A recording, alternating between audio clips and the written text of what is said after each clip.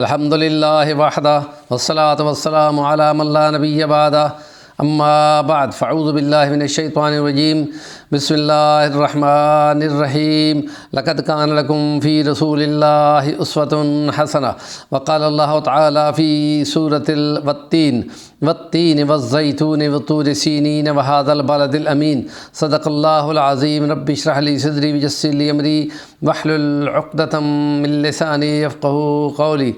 سیرت نبوی صلی اللہ علیہ وسلم کو انسانیت کی زندگی کے لیے بہترین نمونہ قرار دیا گیا ہے۔ اس کا بہترین طریقہ ہے کہ نبی پاک صلی اللہ علیہ وسلم کی سیرت کو بیان کیا جائے، اور تمام پہلو اس میں شامل ہیں، اور جس میں جدید طب، جدید سائنس کے مطابق جو خالد غزنوی صاحب نے بیان کیا ہے کہ طب نبوی اور جدید سائنس اپنی کتابوں میں ہم اسی کے حوالے سے بیان کر رہے ہیں کہ نبی کریم صلی اللہ علیہ وسلم نے جو علاج کے طریقے بتائے ہیں ان میں دعا کے ذریعے علاج کرنا، اور دوا کے ذریعے، اور غذا کے ذریعے، اور علاج کے ذریعے۔ تو اس کے لیے ہم نے دعا پہ بہت ساری دعائیں بیان کی ہیں، دوا کے بہت سارے پہلو بھی کچھ نہ کچھ جو آگے ہتھے لگے ہیں وہ بیان کیے ہیں، اور آج ہم غذا کی طرف جا رہے ہیں کہ نبی پاک صلی اللہ علیہ وسلم نے غذا کے ذریعے سے جو علاج کیے ہیں، کہ وہ جو چیزیں اللہ کی نعمتوں میں سے موجود ہیں ان کے پہلوؤں کی اہمیت کو بیان کرنا۔ نبی پاک صلی اللہ علیہ وسلم کے لیے اللہ کا کلام آیا تو وہ روحانیت کی باتیں ہیں، دین کی باتیں ہیں، آخرت کی باتیں ہیں، اخلاق کی باتیں ہیں،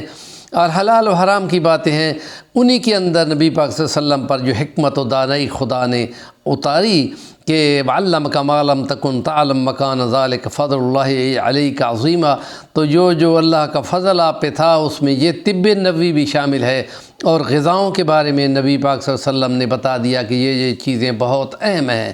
اس کے لیے ہم کہتے ہیں کہ سب سے بڑی چیز جو ہے پانی، جسم کو پانی کی بہت زیادہ ضرورت ہوتی ہے، اور سردیوں میں بندے پانی کم پیتے ہیں، اور اس کم پینے کی بنیاد پر ان کو فالج کا خطرہ بہت زیادہ چڑھ جاتا ہے، اور ان کے پٹھے کھچ جاتے ہیں، اور اوپر سے سردی جا لگتی ہے۔ اس کے لیے یہ ہے کہ خاص مقدار پانی کی ضرور پینی چاہیے۔ نبی پاک صلی اللہ علیہ وسلم کا طریقہ جو ہے وہ دائیں ہاتھ میں پانی کو پکڑ کر گلاس کو، اور بیٹھ کر اور آہستہ آہستہ تین تین سانسوں کا ذکر آتا ہے،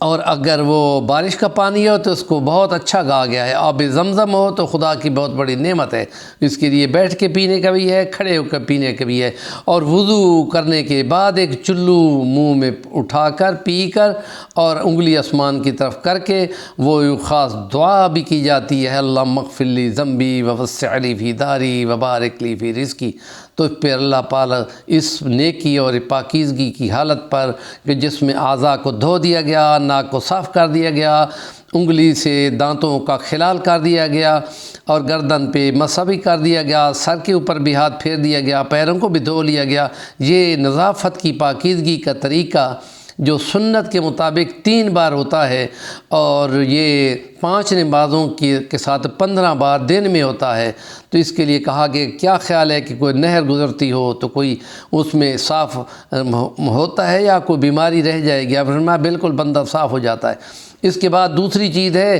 نبی پاک صلی اللہ علیہ وسلم کے نزدیک جو کھجور، جس کا ذکر بہت زیادہ آتا ہے کہ جس گھر میں کھجور نہیں اس میں تو غذا ہی نہیں ہے، اور جدید سائنس کے آج کے طب کے حکماء کے نزدیک، علماء کے نزدیک، کھانا کھانے کے بعد 3 دانے یا 2 دانے بہت باریک طریقے سے پیس کر اگر کھانے کے بعد کھا لیا جائے تو وہ کھانا جو بھی ہو، چاہے سبزی ہو، چاہے دال ہو، چاہے گوشت ہو،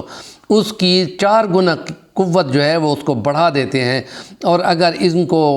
پانی میں ڈبو کر رکھا جائے اور صبح ان کو دودھ کے ساتھ بنا کر پی لیا جائے تو اس کے ساتھ بہت زیادہ طاقت آتی ہے۔ اور اس لیے کہ رمضان شریف میں روزے آنے والے ہیں، تو روزے کو افطار کرنا کھجور کے ساتھ، جو قوت میں جسم میں کمزوری آ چکی ہوتی ہے، اور 1 دانہ یا 2 دانے کھجور کے اوپر سے پانی پی لینے سے فوری توانائی اور طاقت آتی ہے، اور یہ اللہ کی بہت بڑی نعمت ہے، اور مختلف طریقوں سے اس کو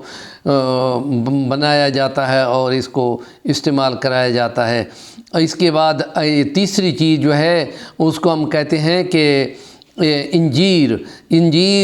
یہ ایشیائے کوچک کا علاقہ ہے، مغلوں کے ذریعے سے ہندوستان پاکستان کے علاقوں میں پہنچا تھا۔ اسپین ان کا مرکز ہے، اور اس کے لیے کہا جاتا ہے کہ یہ ایک بہت بڑی اللہ کی نعمت ہے۔ اور نبی پاک صلی اللہ علیہ وسلم یہ والتین والزیتون جب بھی سفر میں ہوتے تھے تو اس کو علماء بیان کرتے ہیں کہ موقع کی مناسبت سے اور مختلف اس میں تاریخ کے احوال ہیں، اس لیے سورت کو پڑھا جاتا تھا۔ اور اس کے کھانے سے خاص طور پہ اس میں پائل کی بیماری جو ہے وہ ختم ہوتی ہے، اور جسم کے اندر خشکی ختم ہوتی ہے۔ اگر صبح نہار منہ اس کو کھایا جائے تو اس میں فوری طاقت کا اضافہ ہوتا ہے، اور جسم کو اس کی قوت محسوس ہوتی ہے۔ اسی کے ساتھ کچھ اور باتیں بھی ہیں، انشاءاللہ ہم اس کو بیان کریں گے۔ ہمارے چینل کا نام ہے صفی الرحمن الوانی، ضرور سبسکرائب کر لیں۔